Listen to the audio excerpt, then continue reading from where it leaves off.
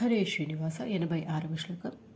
పూజాద్రవ్యసమృద్ధయో విరచితాః పూజాద్రవ్యసమృద్ధయో విరచితాః పూజాం కథం కుర్మహే పూజాం కథం కుర్మహే పక్షిత్వం న చ వాకిటిత్వమపి నా పక్షిత్వం న చ వాకిటిత్వమపి నా ప్రాప్తం మయా దుర్లభం ప్రాప్తం మయా దుర్లభం జానే మస్తకమంఘ్రిపల్లవముమా జానేన తేహం విభో జానే మస్తకమంఘ్రిపల్లవముమా జానేన తేహం విభో న జ్ఞాతం హి పితామహేన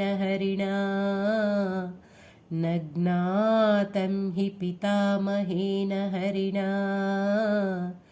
తత్వేన తద్రూపిణా తత్వేన తద్రూపిణా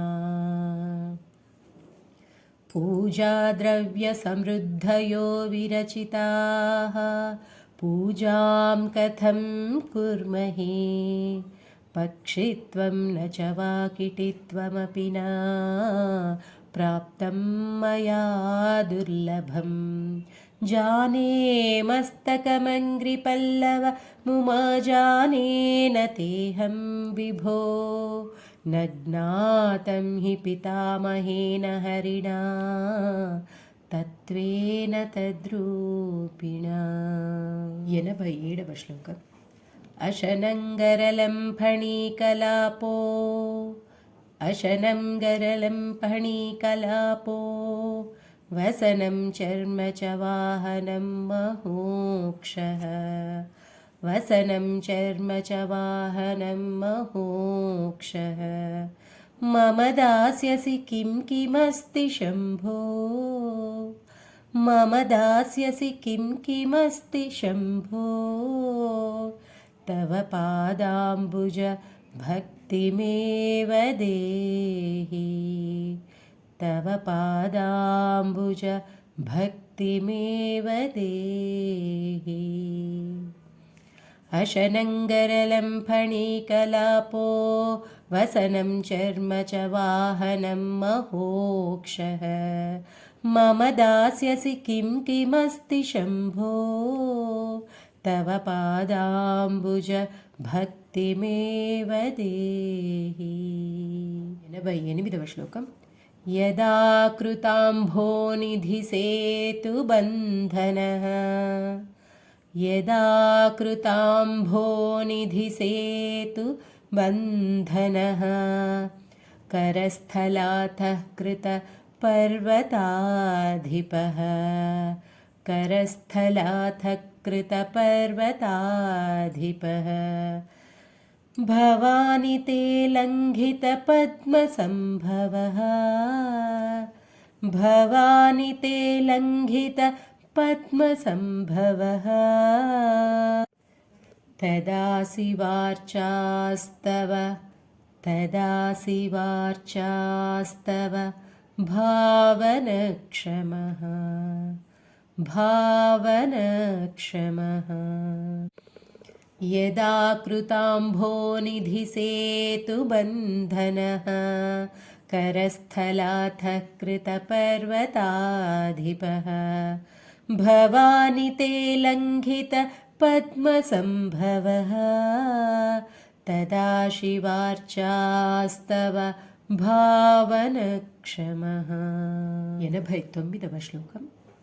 నతిభిర్నుతిభిస్త్వమీశ పూజా విధిభిర్ధ్యానసమాధిభిర్న తుష్టః నతిభిర్నుతిభిస్త్వమీశ పూజా విధిభిర్ధ్యానసమాధిభిర్న తుష్టః ధనుషా ముసలేన చాశ్మభిర్వా धनुषा मुसलेन चाश्मभिर्वा वदते प्रीतिकरं तथा करोमि वदते प्रीतिकरं तथा करोमि नतिभिर्नुतिभिस्त्वमीश पूजाविधिभिर्ध्यान समाधिभिर्न तुष्टः धनुषा मुसलेन चाश्मभिर्वा वदते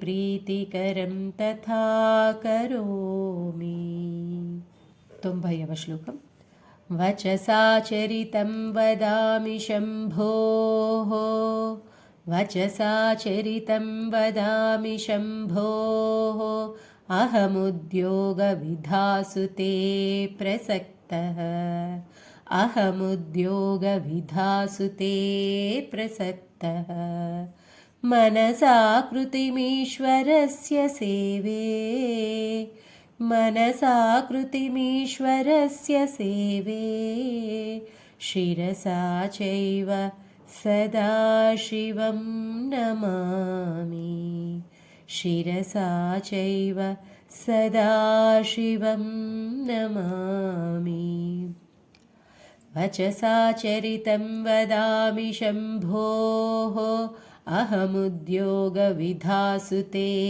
प्रसक्तः मनसा कृतिमीश्वरस्य सेवे शिरसा चैव सदा शिवं नमामि हरे श्रीनिवास।